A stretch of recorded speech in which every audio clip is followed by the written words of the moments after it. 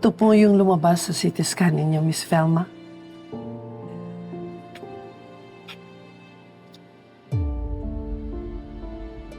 And this one concerns us po.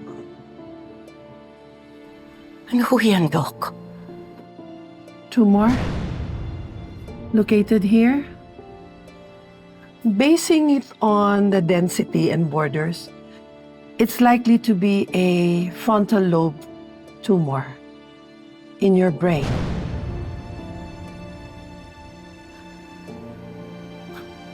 May tumor ako sa utak, Doc.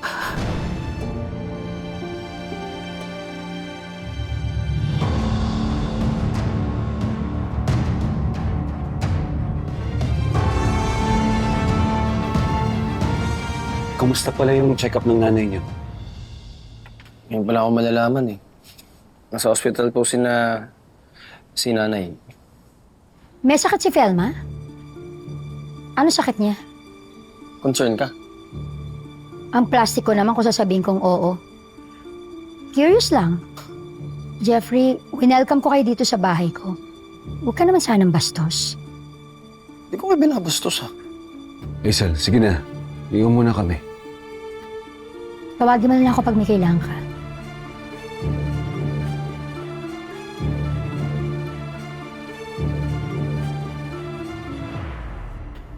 This tumor, Miss Velma, could be the root cause of your symptoms. Dahil pinupush niya yung tissues na nakapaligid sa kanya. The location is critical. Dahil ang frontal lobe ang nagko-control ng judgment, behavior, memory, motor functions natin. We will schedule further imaging para mas malinaw yung boundaries ng tumor. After that, we can determine whether the safest approach will be the medication, surgical, or... Doc, operahan ho ako. That is our long-term solution, Miss Velma. It's called surgical resection. And then, pag natanggal na natin yung tumor, we will send it to histopathology para malaman kung benign or malignant. Doon depende ang next steps natin. How serious the operation? We have advanced equipment, complete monitoring, and an experienced neurosurgical team.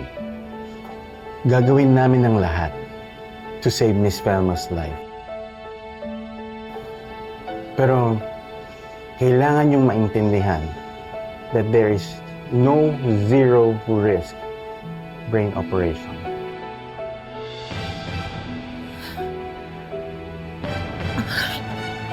Velma. Excuse me. Velma!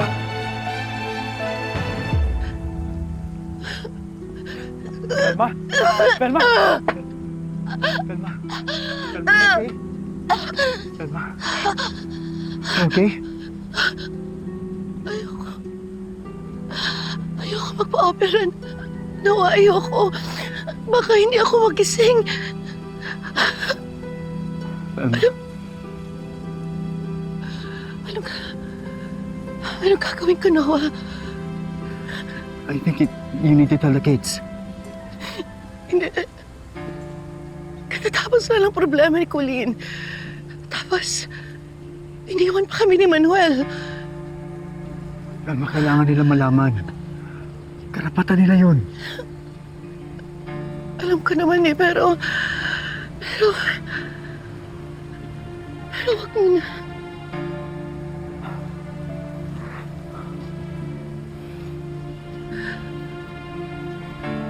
Si Manuel. Sana sabihin mo yung totoo. Tsaka sana talaga tama yung hinala namin ni Velma. Oo nga, tay eh. Mamaya natin malalaman. Huwag lang po siya kainin ng takot niya. Eh kung may banta sa buhay niya doon sa loob, dapat malaman agad to ni Colonel Sarabia. Sige, tay. Basta tandaan nyo ha, atin-atin lang to. Huwag niyo mong sabihin kay Colleen tsaka kay Andrea. Lalo na sa nanay mo, ha? Ayoko mag-alala yun. Opo.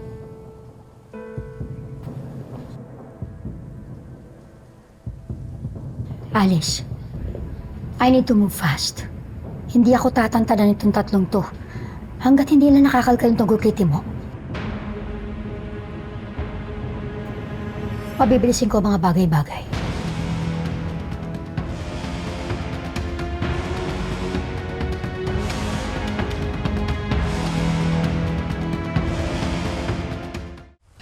Dadagdag lang ako sa mga iniisip niya. At saka, ando na naman si Hazel eh. Hindi na para malaman niya kung ano mga nangyayari sa akin. Noah, ayoko mo nang may makakaalam dito. Okay. Let's keep it between us. For now. And let's deal with it together.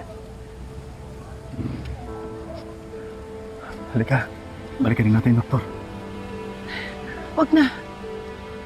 Yan lang din naman ang sasabihin niya eh. May tumor ako at kailangan ako operahan. Gusto ko ng second opinion. Sige. Si Emin, yung pinsan ko. Isa siya sa top neurologist sa Davao. Pwede ko siya papuntahin dito. Telma, okay ka na ba? Since ayaw mo nang bumalik sa doktor, gusto mo umuwi na tayo para makapagpahinga ka? Ayoko pa umuwi. Manood tayo ng sine? Ha? Sine? Oo. Manood tayo ng sine. Tapos, mag-spa tayo. Kasi ang tagal ko na rin hindi nakapagpamasahe. Tapos magkape tayo.